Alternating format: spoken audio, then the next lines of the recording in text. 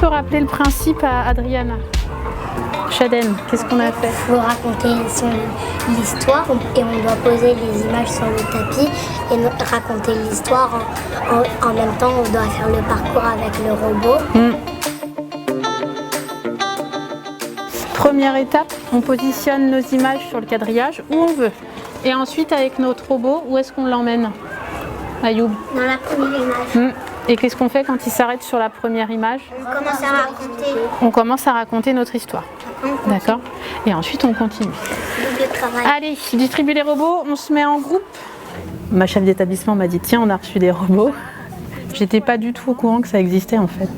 Après, c'est une opportunité aussi. Moi, je voulais travailler sur le numérique déjà l'année précédente. Et le fait là d'avoir reçu les robots, c'était une façon vraiment de rentrer dans le projet, de réfléchir autrement, comment les utiliser et comment travailler avec les enfants. Et nous rentre et voit le garçon et se met encore plus en colère. Et puis à force de chercher ce qu'on pouvait faire avec les robots, en fait je suis tombée sur des activités en maternelle où il y avait tout un travail de fait avec des illustrations sur la description d'images, etc. Et du coup je me suis dit peut-être que ce serait pas bête d'élargir mon projet de production d'écrit en travaillant sur le langage oral, en partant de eux ce qu'ils ont écrit, leurs illustrations et raconter l'histoire.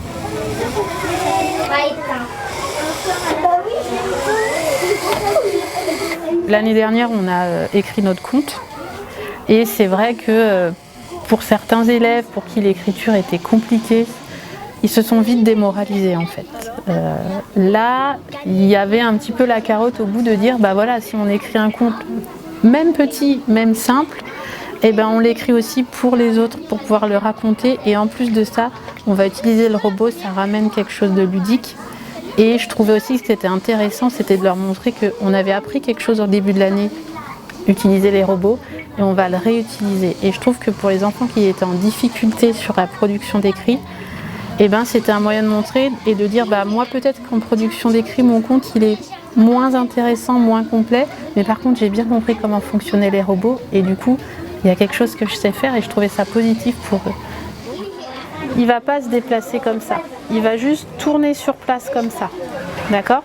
Donc là, ça veut dire qu'il faut vraiment que tu ailles tout droit jusqu'au bout.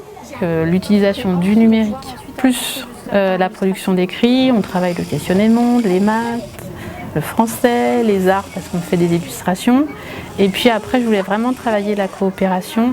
Ça m'intéressait en fait lors de la première séance de juste leur donner le robot et de leur dire tenez, vous êtes 2 sur chaque robot, allez-y, réfléchissez comment ça fonctionne, qu'est-ce qu'on peut proposer, à quoi ça peut servir.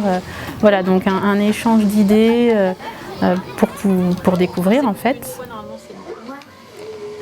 Est-ce que tu dirais que enseigner et expérimenter, c'est très lié? Peut-être qu'enseigner, c'est expérimenter. Peut-être que c'est la même chose.